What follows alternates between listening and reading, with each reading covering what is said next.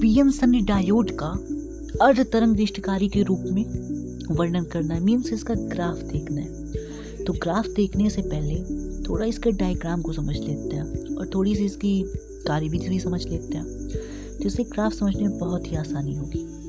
तो सबसे पहले हम देख सकते हैं यहाँ पर है निवेशी प्रत्यावर्ती विभव, या इसको बोल सकते हैं निवेशी एसी प्रत्यावर्ती विभव। एसी क्यों मैंने बोला? क्योंकि इसमें अल्टरनेटिव करंट दी जाती है। L1 क्या होगा इसका? L1 इसकी प्राथमिक कुंडली है, L2 इसकी द्वितीयक कुंडली है, T एक ट्रांसफार्मर है। ठीक है, इसको तो आप सभी जानते हैं क्या ये पीएन सनी डायोड है। ठीक है, M क्या है इसमें? RL क्या है? तो इसमें श्रेणी क्रम में जुड़ा एक प्रतिरोध है। RL जो है श्रेणी क्रम में, किससे श्रेणी क्रम में? पीएन सनी डायोड से श्रेणी क्रम में जुड़ा हुआ एक प्रतिरोध है जिसे लोड प्रतिरोध बोलते हैं। और V0 क्या है? ये V0 हमारे पास ये निर्गत विभव है। तो V0 निर्गत विभव, चलो AC विभव के VI ले लेते हैं। ठीक है, फिर एक बार डायग्राम समझा देता हूँ। ये क्या है? ये निवेशी प्रत्यावर्ती विभव, ये अल्टरनेटिव करंट पर होता है। L1 प्राथमिक कुंडली है, L2 क्या है? L2 द्वितीयक कुंडली है, ये पीएन सनी डायोड है। एंड RL क्या है? लोड प्रतिरोध है। और V0 जो हमको निर्गत विभव मिल रहा है। आई होप आप सभी को डायग्राम तो समझ में आएगी होगा। अब चलिए इसकी कार्यविधि देख लेते हैं। तो कार्यविधि में क्या होता है? कुछ नहीं, ट्रांसफार्मर जो T है ना, T ट्रांसफार्मर की जो प्राथमिक कुंडली मीन्स L1 है, इस पर अल्टरनेटिव करंट जोड़ देता है, मीन्स AC धारा, मीन्स ऐसी धारा जो कि हमको मिलती है, जो मीन्स जो कि ट्रांसफार्मर से जो हमको धारा मिलती है घरों में ना, विद्युत धारा, ये AC पर ही होती है। ठीक है, जिससे क्या होता है L1 पर जो हम प्रत्यावर्ती धारा जो होती है जोड़ देते हैं, तो कुंडली मतलब ट्रांसफार्मर के L2 कुंडली जो होती है उस पर भी प्रत्यावर्ती धारा मीन्स AC धारा क्या होती है? प्रेरित हो जाती है। ठीक है, माना कि जो द्वितीय कुंडली L2 है, इसका एक सिरा A है, ठीक है, और एक सिरा क्या है? B है। ठीक है, अब आपको एक बात पता होगी कि जो प्रत्यावर्ती धारा मीन्स AC धारा होती है वो प्रत्येक अर्धचक्र में क्या करती है? प्रत्येक अर्धचक्र में अपनी दिशा क्या करती है? परिवर्तित कर लेती है। ठीक है, कर लेती है। तो माना कि प्रथम अर्धचक्र में कुंडली के A1 सिरा जो है वो B1 के सापेक्ष किस पर है? धनात्मक विभव पर है। फिर एक बार प्रथम अर्धचक्र में सपोज कर ले भैया, मैथ के हम लोग हैं, कुछ भी मान सकते हैं, मानने कुछ भी होता है, कुछ नहीं जाता, पैसे थोड़ी लगते ना मानने के। सबसे पहले क्या माना? यही मान लिया कि जो कुंडली L2 है, तो कुंडली L2 हाँ, तो बोल रहा था कि माना कि कुंडली L2 जो है उसका जो A1 सिरा है वो किसके? B1 के सापेक्ष पहले धनात्मक हो गया। ठीक है, तो आपने पहले पढ़ रखा है कि पीएन सनी डायोड पर यदि किसी बैटरी का धनात्मक सिरा P के साथ मीन्स P क्षेत्र के साथ जुड़ता है तो ये अग्र अभिनत पर होता है। तो यहाँ पर ये क्या हो जाएगा? यहाँ पर ये अग्र अभिनत पर आ जाएगा। और आपको पता है कि अग्र अभिनत पर हमको विद्युत धारा मिलने वाली है। चलो दूसरी कंडीशन देख लेते हैं। माना कि दूसरी कंडीशन में, अब देखो एक अर्धचक्र हो गया, अब दूसरा अर्धचक्र भी आएगा।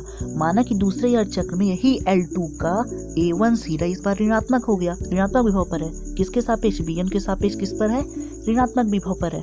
तो जब B1 के सापेक्ष ऋणात्मक विभव पर है तो आपने पहले भी पढ़ा है कि जब पीएन सनी डायोड की P क्षेत्र से किसी भी बैटरी का ऋणात्मक सिरा जुड़ा होता है तो हमेशा पश्च अभिनत पर होता है, और पश्च अभिनत पर धारा का मान क्या होता है? शून्य हो जाता है। पढ़ा है आपको।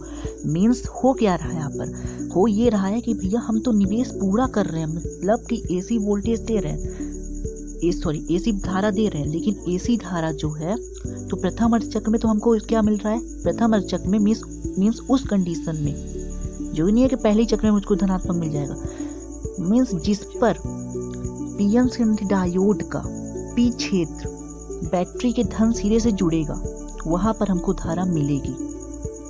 मीन्स प्रत्यावर्ती धारा के केवल एक चक्र में ही हमको निर्गत विभव मिलने वाला है, दूसरे अर्धचक्र पर नहीं मिलने वाला। तो चलो इसका ग्राफ समझ लेते हैं, शायद ग्राफ में ज्यादा आसानी हो जाएगी। अब चलिए इसका ग्राफ देख लेते हैं। तो ग्राफ मेरे पास जाएगा किसमें? ग्राफ जाएगा मेरा विभव एंड धारा पर। तो विभव हमारे पास कितना था? विभव दो थे ना भैया, एक था निवेशी प्रत्यावर्ती विभव जिसको हमने VI रिप्रेजेंट किया था, और एक था निर्गत विभव जिसको हमने V0 से रिप्रेजेंट किया था। चलिए इसका ग्राफ बना लेते हैं। तो सबसे पहले हम ग्राफ में क्या लेंगे, सबसे पहले हम देखते हैं जितना हमने इस पर निवेश किया, मीन्स जितना इसको करंट दिया, मीन्स क्या अल्टरनेटिव करंट दिया ना, जिसको हमने VI से रिप्रेजेंट किया था। चलो जीरो से स्टार्ट करेंगे, किससे, जीरो, माना कि जीरो से स्टार्ट किया था हमने।